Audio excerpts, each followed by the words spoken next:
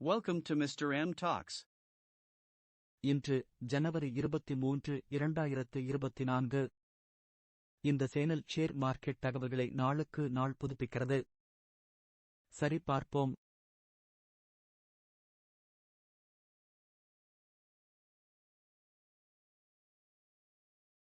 HDFC வங்கி வீழ்ச்சிக்கு முன்னணியில் இருப்பதால் வங்கிகள் மீண்டும் அழுத்தத்திற்கு உள்ளாகியதால் சந்தை முந்தைய அமர்வுகளின் பரவலான விற்பனையின் இழப்புகளை நீட்டித்தது. ஆனால் தான் தலைப்புச் செய்திகளில் 30% குறைத்தது. சென்செக்ஸ் 1053.10 புள்ளிகள் அல்லது 1.47% குறைந்து 70,370.55 ஆகவும், நிப்டி 333 புள்ளிகள் அல்லது 1.54% குறைந்து 21,238.80 ஆகவும் முடிந்தது. சுமார் 1017 பங்குகள் முன்னேறின. 2771 சரிவு மற்றும் 133 மாறாமல் இருந்தன. 1. Entertainment enterprise.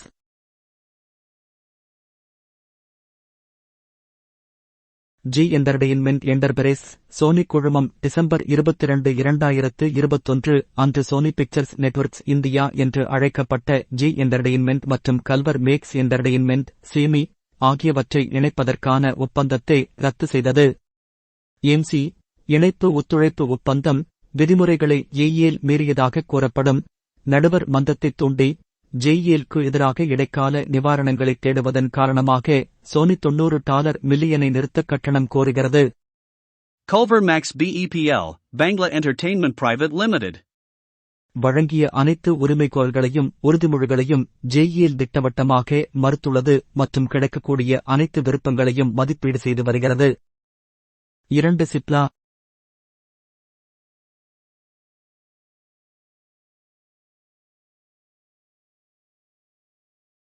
சிப்லா டிசம்பரின் 24 உடன் முடிவடைந்த காலாண்டில் மருந்து நிறுவனம் 31.8% ஒருங்கிணைந்த நிகர லாபம் ரூபாய் 1056 கோடியாக பதிவு செய்துள்ளது.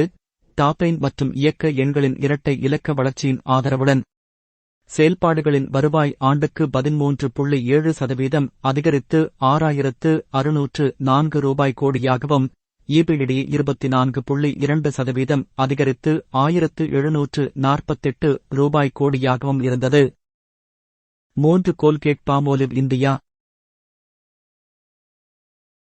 கோல்கேட் பால்மோலிவ் இந்தியா அக்டோபர்-டிசம்பர் 24 நிதியாண்டில் ஆரோக்கியமான செயல்பாட்டு எண்களின் ஆதரவுடன் வாய்வழி பராமரிப்பு நிறுவனம் 36% நிகர லாபம் 330 ரூபாய் 11 கோடியாக உயர்ந்துள்ளது.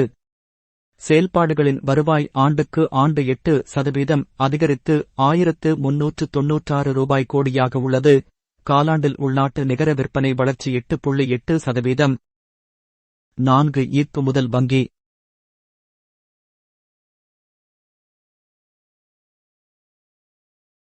ஐடிஎஃப்சி ஃபர்ஸ்ட் பேங்க் டிசம்பர் 24 நிதியாண்டுடன் முடிவடைந்த காலாண்டில் 18% லாப வளர்ச்சியை 716 ரூபாய் கோடியாக கடனளிப்பவர் பதிவு செய்துள்ளார். இந்த காலாண்டில் முக்கிய செயல்பாட்டு லாபம் 24% அதிகரித்து 1,515 ரூபாய் கோடியாக உள்ளது. Q3 FY24 நிகர வட்டி வருமானம் ஆண்டுக்கு 30% அதிகரித்து ரூபாய் 4,287 கோடியாக இருந்தது. அதே காலகட்டத்தில் நிகர வட்டி வரம்பு 6.13% இருந்து 6.42% உயர்ந்துள்ளது. மொத்த NP 7 பிபிஸ் குறைந்து 2.04% இருந்தது. மேலும் நிகர NP காலாண்டில் 0.68% இருந்தது. 5. ஜம்மு காஷ்மீர் வங்கி.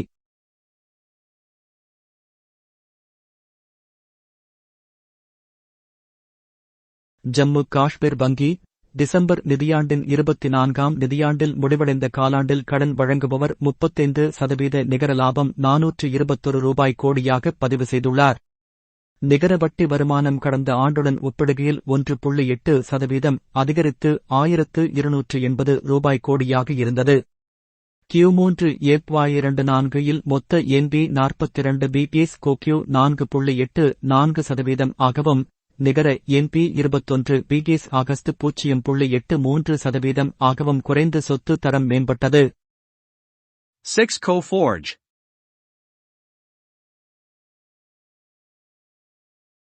கோபோர்ட் உலகளாவிய இத்தீர்வுகள் நிறுவனம் ஆரோக்கியமான செயல்பாட்டு எண்களுடன் டிசம்பர் 2024 உடன் முடிவடைந்த காலாண்டில் நிகர லாபத்தில் 31.5% காலாண்டு வளர்ச்சியை பதிவு செய்துள்ளது.